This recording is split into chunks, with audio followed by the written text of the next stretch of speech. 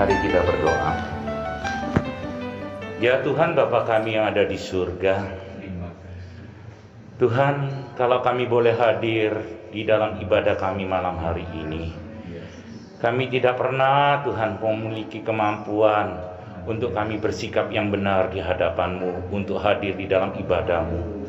Tetapi karena oleh kemurahan-Mu dan tuntunan Roh Kudus dan pengampunan-Mu yang Kau berikan bagi kami, sehingga kami boleh Tuhan masuk di dalam ibadah-Mu dengan hati yang penuh-penuh, benar-benar dikuasai oleh Engkau Tuhan. Sehingga kami tidak ada hadir di tempat ini karena kami memiliki diri sendiri lagi, tetapi kami semuanya dikuasai oleh-Mu. Sehingga setiap firman-Mu yang kami boleh dengar, sungguh-sungguh firman itu Tuhan merubah hidup kami, membentuk diri kami, menjadikan kami seturut dengan kehendak-Mu, supaya kami dilayakkan sesuai dengan kehendak-Mu Tuhan. Terima kasih Bapak, pakai kami Tuhan hamba-Mu yang menyampaikan firman Tuhan, jadikan kami alat-Mu.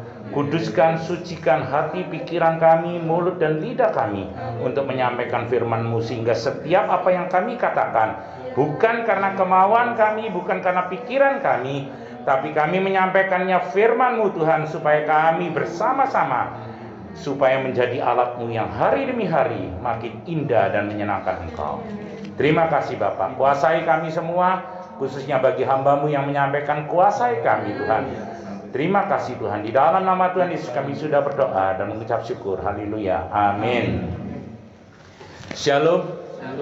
Puji nama Tuhan, kalau pada malam hari ini kita masih diberi kesempatan untuk boleh duduk bersama, boleh menjadikan diri kita menjadi alat Tuhan untuk hadir di tempat ini, untuk kita sama-sama belajar akan firman Tuhan. Karena tanpa firman Tuhan, kita tidak mungkin di dalam hidup ini, di dalam tuntunannya yang benar, kalau tanpa kita mengenal ini firman. Karena lewat firman ini, tuntunan itu menjadi benar. Karena apa? Karena kita mengikuti apa yang menjadi kehendak Tuhan, dan kehendak Tuhan itu semuanya ada di dalam firman ini. Kita sama-sama hari ini, malam hari ini belajar. Saya berikan satu tema, ya. Bagaimana kehidupan kita anak-anak Tuhan bisa berkenan kepada Allah. Seringkali kita mengatakan hidupku sudah baik, hidupku sudah benar, hidupku sudah sesuai dengan kehendak Tuhan. Tapi apakah itu benar-benar kalau kita mengatakan aku sudah buat Tuhan, aku sudah lakukan ini dan sudah buat ini. Tapi apakah benar Tuhan yang kita berikan itu menurut pikiran saya manusia menerima kita ini, menerima apa yang kita berikan? Komunikasinya hanya satu, untuk mengenal apa yang Tuhan inginkan, yaitu kembali kepada firman Tuhan ini. Nah, kita belajar hari ini tentang kehidupan Daud. Bagaimana Daud itu berkenan bagi Allah. Kita baca Kisah 13. Kita baca Kisah 13, ya. Ayat yang ke-22 hingga 23.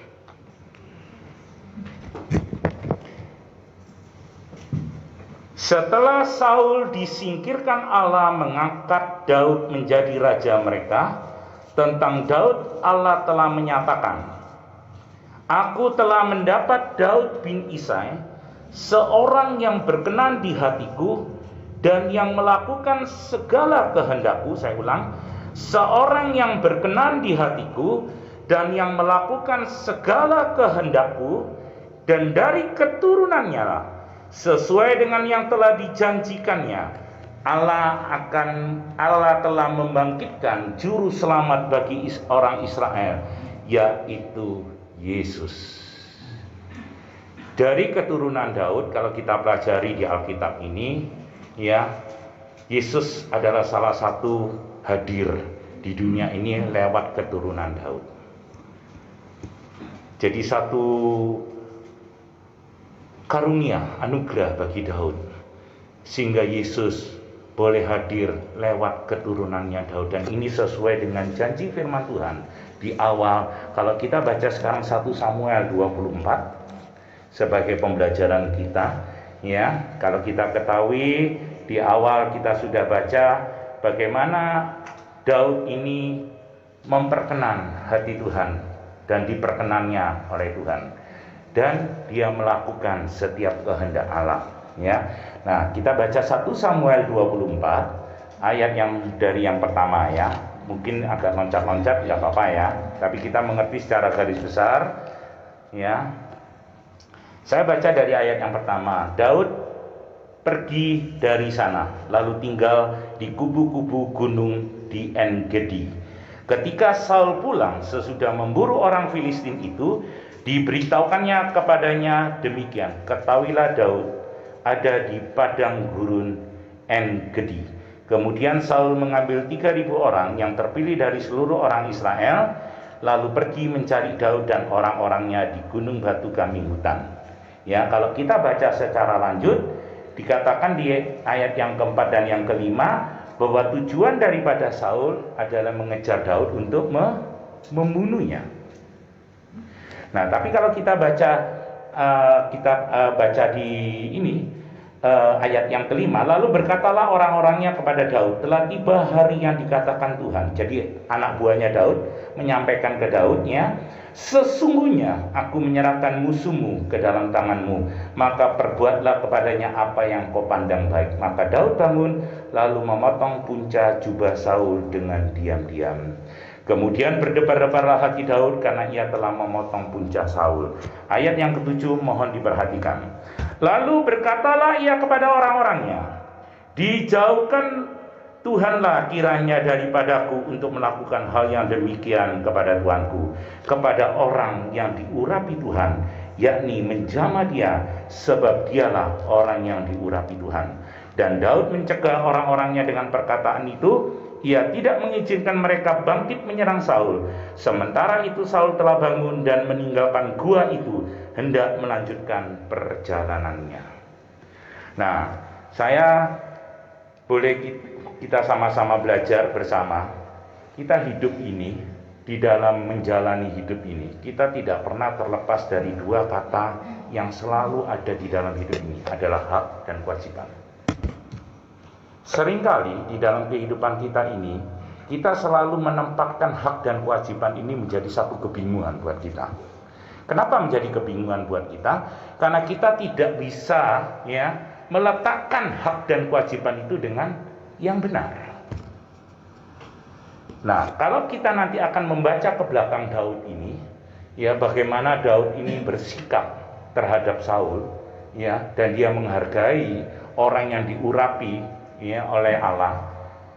Dia melakukan sesuatu yang di depannya sudah merupakan haknya dia menurut manusia, karena sudah diberikan, kan dia tinggal hanya tusuk, dan dialah yang menjadi raja untuk menggantikan Saul. Tapi apa yang dilakukan oleh Daud?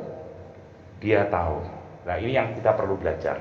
Nah, kuncinya hak dan kewajiban itu sungguh-sungguh menjadi suatu hal yang harus kita anak-anak Tuhan bisa meletakkan kepada titik-titik pada tempatnya yang benar.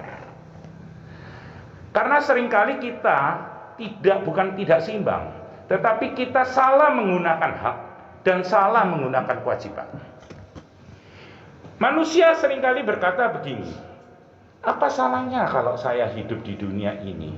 Saya memiliki hak untuk hidup, hak untuk menjalani kehidupan ini, hak untuk menerima sesuatu daripada Tuhan, hak untuk menerima kebaikan dari orang lain. Meskipun saya juga tahu kewajiban saya hidup untuk memuliakan Tuhan dan mengerjakan setiap perkara demi perkara sesuai firman Tuhan. Tapi hakku, aku ada. Sehingga ada beberapa ajaran yang mengatakan, ya, jangan lupa, kamu itu adalah pribadi yang Tuhan kasih anugerah, kuasa untuk melakukan satu perkara demi perkara. Sehingga di dalam sentral pikiran dan jiwamu, kamu bisa atur kehidupanmu untuk kebaikan dan kebaikan, supaya engkau memperoleh apa yang menjadi kebahagiaan yang Tuhan janjikan bagi kamu. Tapi firman Tuhan mengajarkan kepada saya dan kita semua bahwa tidak ada satupun kemampuan kita untuk berbuat baik. Karena perbuatan baik itu pun adalah anugerah dari Tuhan pemberian. Bahkan iman kita melakukan setiap perkara untuk menjalani hidup kekristenan kita, itu pun juga anugerah. Ada lagi yang orang bilang kita diajarkan free will. Mungkin Bapak dan Ibu sering mendengar kata-kata free will, ya, kehendak bebas sebagai manusia yang Tuhan berkati buat kita, anugerahkan. Saya mengatakan dengan jujur, ya, tidak ada kehidupan manusia yang betul-betul memiliki kehendak bebas. Free will itu adalah tipuan yang membuat kita lupa. Contoh yang paling mudah, ya. Apa yang menjadi kehendak kita? Kalau kita melakukan sesuatu, ya, hanya dua yang kita punya di dalam kehendak kita. Kehendak yang dikuasai oleh Allah dengan hikmat Allah, dan yang kedua, kehendak diri atau kehendak daripada kehendak iblis. Maupun kehendak diri adalah diri kita adalah diri yang sudah rusak secara total. Kenapa kok saya katakan? Karena dosa, ya, kita sudah tidak dilayakkan menjadi orang-orang benar, karena kita tidak semuanya ini yang ada di dunia ini adalah orang yang tidak berdosa, semuanya orang berdosa. Kita harus yakini itu karena ini firman Tuhan. Kenapa kok saya yakini dan kita harus belajar sama-sama meyakini? Karena Tuhan sendiri yang mengatakan kita tuh sudah tidak ada nilai kebaikan sama sekali. Oleh karena itu, ya, kehadiran Allah menyerupai, ya, manusia, yaitu binaturnya Yesus Kristus, yaitu Allah sendiri, ya, hadir di dunia kita ini menjadi anak Allah, ya, dan menjadi binatur yang kedua, ya, natur yang kedua adalah manusia yang 100% sempurna manusianya, selain satu alasan yaitu manusia yang tidak pernah berdosa, ya. Itulah Yesus Kristus hadir untuk apa? Karena Dia tahu kita ini memang semuanya orang berdosa, dan anak-anak yang terhilang, ya, anak-anak pilihannya yang terhilang itu harus kembali. Oleh karena itu Yesus Kristus hadir di tengah-tengah kita untuk merebut kembali anak-anaknya yang hilang, untuk kembali supaya masuk ke dalam kehidupan yang kekal bersama Bapa di sorga. Nah, oleh karena itu kehendak kita hanya ada dua. Maukah kita kehendak kita dilepaskan dan diserahkan kepada Allah, atau yang kedua, kehendak yang dikuasai oleh diri dan iblis untuk melakukan setiap perkara di dunia ini. Nah, Daud membedakannya sehingga dia boleh berkenan di hadapan Tuhan. Karena apa? Hak yang dia miliki secara manusia, sepertinya seakan-akan kekuasaannya dia untuk melakukan itu, dia tanggalkan semua. Seperti apa yang Yesus Kristus lakukan waktu dia di dunia. Dia menanggalkan, mengosongkan dirinya untuk betul-betul menjadi manusia yang bisa dibunuh dan bisa merasakan kesengsaraannya untuk memikul salib untuk menanggung dosa-dosa kita. Saya pernah sempat berpikir, ya, kalau Yesus itu tanpa pikul salib dan dia tanpa mau dibunuh pun sanggupkah? Sanggup, karena Allah betul-betul dia ilahi. Tapi dengan kerelaannya dia untuk menyerahkan dirinya sebagai manusia untuk mati di kayu salib. Dan Daud juga belajar, meskipun ini hidup Daud sebelum Yesus, ya, tapi Daud juga melakukannya yang sama. Dia menanggalkan dirinya untuk dia melakukan setiap kehendak Bapa, kehendak Allah di dalam hidupnya, yaitu melakukan untuk menyerahkan seluruhnya kepada Allah. Kalau kita lihat dari ayat yang ke-9, ya, kita baca, ya, kemudian bangunlah Daud. Ia keluar dari dalam gua itu dan berseru kepada Saul dari belakang, katanya, "Tuanku Raja." Saul menoleh ke belakang, lalu Daud berlutut dengan mukanya ke tanah dan sujud menyembah. Satu kehidupan yang Daud berikan contoh kepada kita, ya, itu musuhnya Saul yang ingin menghabisi nyawanya. Lalu berkatalah Daud kepada Saul, "Mengapa engkau mendengarkan perkataan orang yang mengatakan sesungguhnya Daud mengikhtiarkan celakamu? Ketahuilah, pada hari ini matamu sendiri melihat bahwa Tuhan sekarang menyerahkan engkau ke dalam tanganku dalam gua itu. Ada orang yang telah menyuruh aku membunuh engkau, tetapi aku merasa sayang kepadamu karena pikirku." Ini yang perlu kita perhatikan. "Aku tidak akan menjamah tuanku itu, sebab dialah orang yang diurapi Tuhan. Lihatlah dahulu ayahku, lihatlah kiranya punca jubahmu dalam tanganku ini. Sebab dari kenyataan bahwa aku memotong punca jubahmu dengan tidak membunuh engkau, dapatkah kau ketahui dan kau lihat bahwa tanganku bersih daripada kejahatan dan pengkhianatan, bahwa aku tidak berbuat dosa terhadap engkau, walaupun engkau ini mengejar-ngejar aku untuk mencabut nyawaku. Pernahkah kita berpikir, kalau kita di depan kita ada satu karunia melihat dari sisi manusia, oh ini berkat buat saya. Ya, ini kesempatan buat saya untuk mendapatkannya. Apakah kita melakukannya bisa berpikir bahwa kita bertanya kepada Tuhan, apakah ini memang hakku? Apakah Tuhan berikan ini memang untuk diriku? Karena sebenarnya hak kita sudah nol. Kita tidak memiliki hak apapun. Di hadapan Tuhan kita, Yesus Kristus, kita sudah ditebusnya dengan lunas. Dan hidupku bukannya aku lagi, Galatia 2, tapi Kristus yang hidup di dalam aku. Kalau aku mengatakan itu, saya dan Bapak dan Ibu mengatakan itu kepada kita semua di hadapan Tuhan, hidupku bukannya aku lagi, tapi Kristus hidup di dalam aku. Apa yang aku punya hak lagi?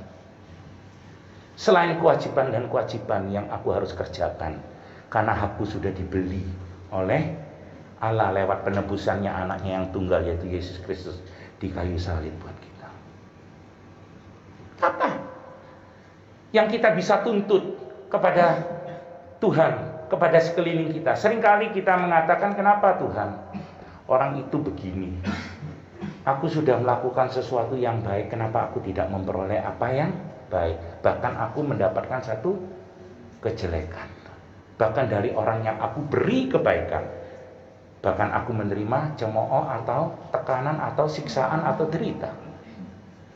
Tapi kalau kita semua anak Tuhan menyadari hak kita tidak punya apa-apa lagi, tapi seperti yang Daud katakan, hakim yaitu Allah menjadi di tengah-tengah kita.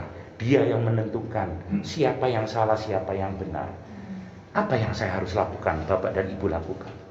Selain berserah dengan kewajiban saya, yaitu memuliakan Dia di dalam setiap tingkah laku dan laku hidup kita. Seringkali kita berpikir di hadapan keadaan kenyataan ini selalu kita menuntut. Meskipun kita bilang, iya, ada seseorang sampaikan ke saya, Pak, saya ini sadar kalau semua anak Tuhan itu haknya nol. Kenapa? Tuhan sudah ambil alih dengan kasih karunia-Nya, hak itu menjadi hak Allah yang dilakukan oleh setiap kita anak-anaknya. Oleh karena itu, Pak, saya bertanya, kenapa orang itu tidak mau melihat saya? Loh, maksudnya Bapak, kenapa kok dia tidak melihat saya? Saya ini kan membutuhkan pertolongan orang. Kenapa dia lebih memperhatikan orang lain, memperhatikan ini dan itu? Saya tidak diperhatikan, saya ini menderita dan butuh pertolongan saat ini. Saya bilang ini, Bapak, kalau Bapak dikatakan anak-anak Tuhan itu punya hak nol, sama dengan posisi Bapak, Bapak juga tidak menuntut orang lain untuk bisa memberi ke Bapak karena Bapak merasa punya hak itu. Angka 1, yaitu aku orang tidak punya. Aku orang yang menderita. Orang lain harus mengerti aku karena firman Tuhan mengatakan kewajiban mereka untuk menolong diriku. Karena dia sudah haknya nol. Dan Bapak, kenapa menuntut orang lain memperhatikan Bapak? Kalau kita sesama anak Tuhan menyadari diri kita itu nol di hadapan Allah, harusnya kita memperlakukan semuanya kepada siapapun harusnya sama. Kalau kita belum mendapatkan pertolongan, kalau kita belum mendapatkan apapun, berarti hak Allah lah yang menentukan kapan kita ditolong, kapan kita diberi, kapan kita diambil, kapan kita tidak memiliki apapun. Karena semuanya itu seperti Rasul Paulus katakan, semuanya sia-sia. Bahkan pengkhotbah mengatakan, Saloma apa? Semuanya sia-sia yang ada di dunia ini. Karena pada ujung-ujungnya seperti menjaring angin. Sia-sia. Karena satu hal yang kita ketahui, yang tidak membawa kita ke sia-siaan, mengenal Yesus Kristus, anaknya yang tunggal itu yang sudah menebus kita, dengan darahnya, dan kita dibelinya dengan lunas, dan kita memiliki satu kehidupan yang baru. Bukan aku lagi, tapi Kristus yang hidup di dalamku. Dan setiap apa yang aku kerjakan, aku tahu, aku sadar dengan iman dan percaya bahwa bukan diriku lagi yang aku berjalan ini, tetapi ada Kristus yang hidup di dalamku, yang berjalan di dalam hidupku ini. Oleh karena itu, ya, meletakkan hak dan kewajiban untuk boleh menyenangkan dan bisa berkenan bagi Allah, kita tidak pernah bisa terlepas kalau kita tidak pernah bisa mengenalkan hak kita di dalam kehidupan kita, dan kita memberikan hak itu kepada Allah sepenuhnya. Allah yang mengatur hidup saya, Bapak dan Ibu, memimpin hidup saya, membentuk hidup saya seperti bejana yang dibentuk oleh penjunan. Diletakkan dimanapun tergantung pada penjunannya. Mau diletakkan di atas meja menjadi vas bunga yang indah, puji Tuhan. Mau ditaruh di atas lemari sebagai tempat yang luar biasa tinggi, puji Tuhan. Karena semuanya yang diberikan itu tidak kebetulan. Mau ditaruh di bawah, puji Tuhan. Tapi ingat, kalau kita tidak hati-hati, Tuhan, penjunan itu punya hak untuk merusak seluruh bejana itu dan dibuangnya di sampah, karena bagi Allah itu tidak berguna. Saya tidak menakut-nakuti, saya tidak tukang pengkhotbah yang menakut-nakuti kita. Karena saya pun juga harus mengiyakan firman Tuhan ini dalam hidup saya. Saya harus menjalankan firman Tuhan ini sesuai dengan apa yang Tuhan inginkan dalam hidup saya. Saya juga harus berhati-hati. Jangan sampai seperti Rasul Paulus ngomong, ya, kita itu jadi ketinggalan. Kita khotbah ngomong-ngomong begini, saya yang ketinggalan di belakang, saya yang tidak masuk surga, Anda yang masuk surga. Ya. Kenapa? Kita punya tanggung jawab yang sama. Saya dan Bapak dan Ibu punya tanggung jawab sama. Saya tidak lebih dari Bapak dan Ibu. Dan Bapak dan Ibu tidak kurang dari saya. Sama kita ini. Tidak ada bedanya. Karena kita sama-sama mengosongkan diri kita. Untuk kita mengenalkan diri kita. Untuk menaruh seluruh kehidupan kita di dalam pimpinan Allah. Hak Allah untuk menentukan ini. Oleh karena itu, ya, kita memiliki satu keharusan menyerahkan seluruh hak kita kepada Allah dengan kerendahan hati, dan menyadari bahwa hidup ini yang kita peroleh semata-mata bukan karena saya, tapi karena anugerah Allah. Dan ini tidak mudah loh ternyata. Bagi saya pun juga tidak mudah. Kita dapatkan berkat karena saya, ya, punya pekerjaan berhasil. Nah, bisa kita katakan dengan tulus, betul-betul dalam hati, dengan pikiran yang sadar, Tuhan, sungguh Engkau menitipkan sesuatu kepadaku hari ini, suatu hal yang luar biasa. Karena Engkau Allah yang memberi, bukan karena kemampuanku, bukan karena kebisaanku, tapi karena anugerah Allah yang besar. Sehingga saya lanjutkan kedua, yaitu mempertanyakan, apa Tuhan yang Tuhan inginkan kalau Tuhan berikan ini kepadaku. Waktu, umur, hari, tahun, umur kita, atau kita menerima sesuatu yang lebih, rumah, mobil, atau tenaga kita, kekuatan, kemampuan kita, apa yang Tuhan kehendaki dalam rencanamu supaya aku kerjakan dengan apa yang saya terima daripada Engkau. Karena aku tak punya semuanya ini, tetapi Engkau yang punya. Sulit. Mengakuan itu sulit. Ngakui aja sulit, apalagi kita melaksanakan dalam hidup ini. Apalagi sampai tingkat yang terakhir kita menjadi teladan bagi banyak orang. Karena kita tidak diajarkan hanya berhenti di dua hal. Mengakui kebenaran firman Tuhan dan mengiyakan firman Tuhan. Dan yang kedua, melakukan firman Tuhan. Tapi ada yang ketiga, yang seringkali anak Tuhan lupakan. Kita menjadi teladan bagi orang lain. Supaya nama Tuhan dipermuliakan lewat kehidupan kita, lewat pelaksanaan pekerjaan kita yang sesuai dengan firman Tuhan. Kalau hanya berhenti di kedua, tetapi orang lain tidak mengenal kehidupan kita yang benar di hadapan Tuhan, kita tidak menjadi kesaksian bagi banyak orang. Itu masih kurang. Kita harus hidup yang benar, melakukan firman Tuhan. Tapi kita harus mewarnai kehidupan kita, mewarnai sekeliling kita menjadi alat Tuhan, menjadi teladan bagi banyak orang. Inilah kehendak Tuhan yang sebenarnya. Apa yang menjadi kewajiban kita? Kewajiban kita mengerjakan semuanya, melakukan kebenarannya. Untuk siapa? Bukan untuk saya, bukan untuk kita diri sendiri. Kita berpikir selalu hidup kita ini melakukan kebenaran-kebenaran, melakukan hidup yang sesuai firman Tuhan, pikirnya untuk saya supaya saya masuk ke surga. Ini salah sekali. Salah sekali. Harusnya kita berpikir di dalam kehidupan ini, kita yang menangkap dari kehendak Tuhan dan dalam firman ini, kita hidup benar, melakukan kebenaran itu dan menjadi teladan bagi kehidupan kita untuk kemuliaan Tuhan. Untuk siapa? Untuk Dia. Supaya Dia Allah kita yang kita permuliakan, supaya Dia yang ditinggikan di dalam kehidupan ini. Ini menjadi koreksi buat kita semua, bahwa hidup ini bukan selalu kepada diri kita dan selalu mengandaikan hidup ini hanya untuk saya dan untuk saya. Apalagi keadaan seperti kesulitan sekarang ini adalah kesempatan kita berpikir untuk diri saya dan diri saya dan diri saya. Semua gereja pun berpikir, ya, saya mendengar ada satu gereja yang sekarang terakhir ini pecah karena mikirkan untuk dirinya, supaya uang itu masuk untuk dirinya, gerejanya dan umatnya untuk gerejanya untuk dirinya, sehingga meskipun dalam satu keluarga bisa memisahkan diri. Tanggung jawab seorang anak, menantu atau orang tua, ya, semuanya buyar. Karena apa? Tatanan firman Tuhan menjadi lepas di dalam hidup keluarga mereka. Karena apa? Ini kekuasaan. Kita anak Tuhan tidak diajarkan untuk itu. Kalaupun kita tidak berkuasa dan kita tidak memiliki apapun dan kita tidak mempunyai harta apapun, jangan lupa, kita yang penting memiliki Tuhan Allah kita di atas segala kehidupan kita. Itu yang lebih terutama. Itu harta yang paling besar. Oleh karena itu, apa yang menjadi kewajiban kita?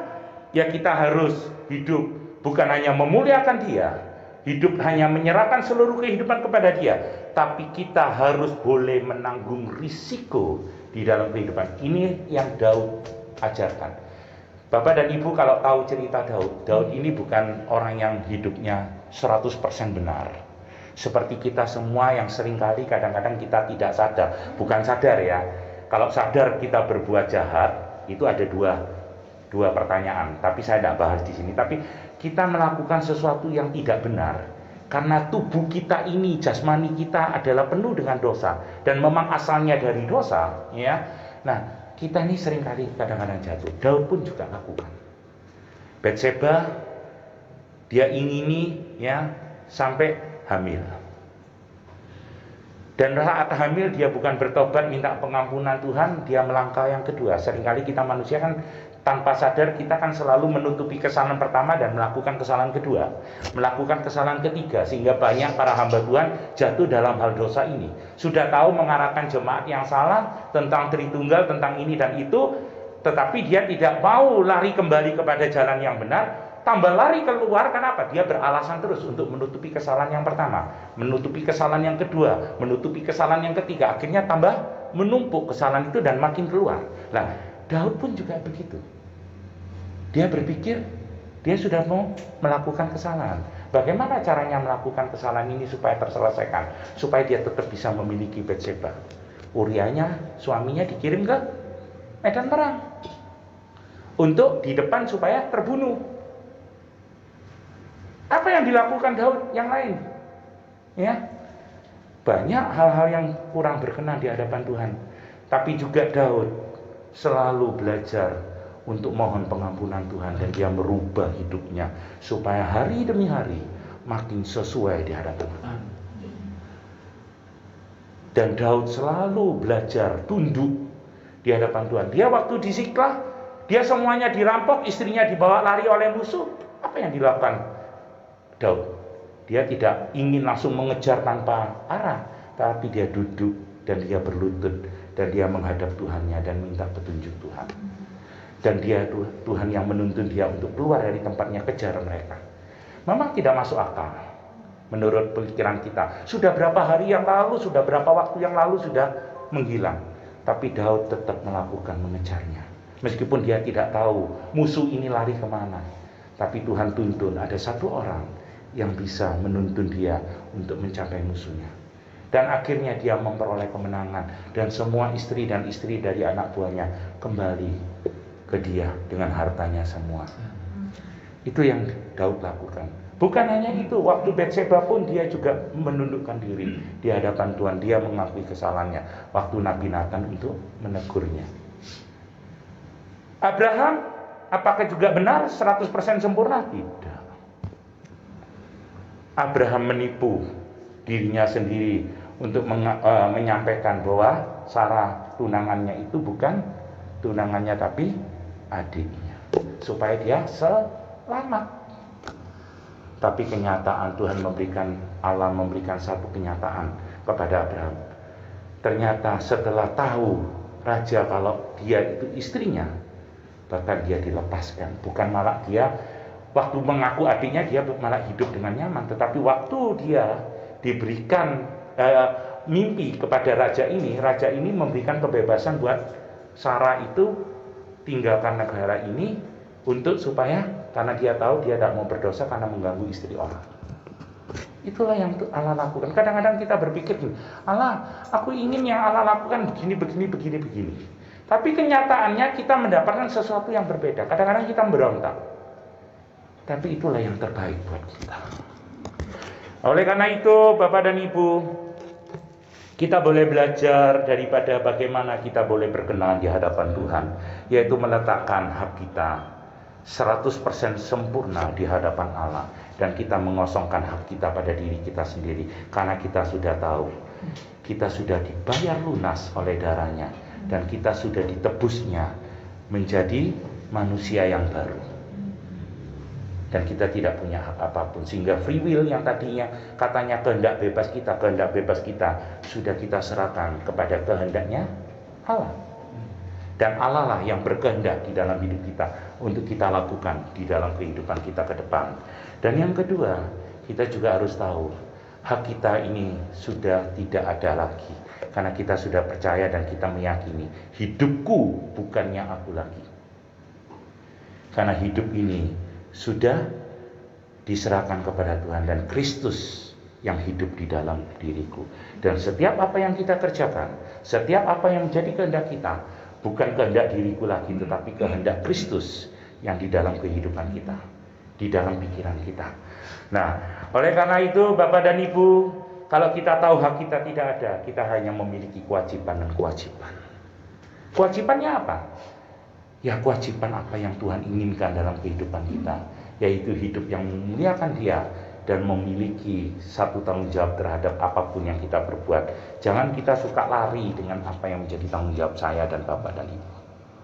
Jangan. Kalau kita salah, aku itu kesalahan. Kalau kita memang itu harus risikonya kita menerima kerugian. Kalau kita harus menerima ejekan atau kita menerima olokan dan teguran, lakukan yang benar. Terimalah itu risiko itu, karena risiko itu menjadi kewajiban kita untuk menerimanya. Karena Allah sendiri yang akan melindungi kita, menolong kita untuk kita bisa hidup yang benar di hadapan Tuhan. Bapak dan Ibu, jangan berpikir bahwa hidup benar kita ini selalu karena kemampuan kita.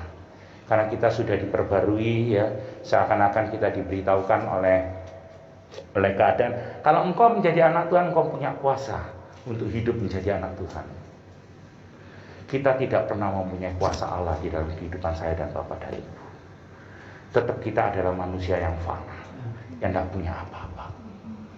Tapi Allah lah yang berkuasa di dalam kehidupan kita. Allah lah yang berkuasa. Kita mau menghadapi apa terhadap kehidupan kita di hadapan kita? Penyakit? Mampukah kita? Tidak. Jalani apa yang menjadi hidup. Kita tidak pernah akan takut kepada apapun. Karena kita tahu kita tidak pernah sendirian. Hidup ini sudah bukan punya aku lagi, tapi menjadi milik Kristus. Kalaupun nyawa ini hilang pun, ya kita tahu, ya Allah perlindungan saya itu akan tetap melindungi. Karena kehidupan yang saya pertaruhkan bukan kehidupan di dunia ini. Kehidupan kita adalah kehidupan kekal di sorga yang menjadi satu pertaruhan kehidupan kita ke depan. Jangan berpikir hanya hidup yang pendek. Karena hidup pendek ini hanya sementara. Kita suatu hari akan kita lepaskan. Kemarin berapa minggu yang lalu saya datang ke Adiasa, saya melihat seseorang yang tokoh besar, dikenal banyak orang, saya lihat kembangnya luar biasa.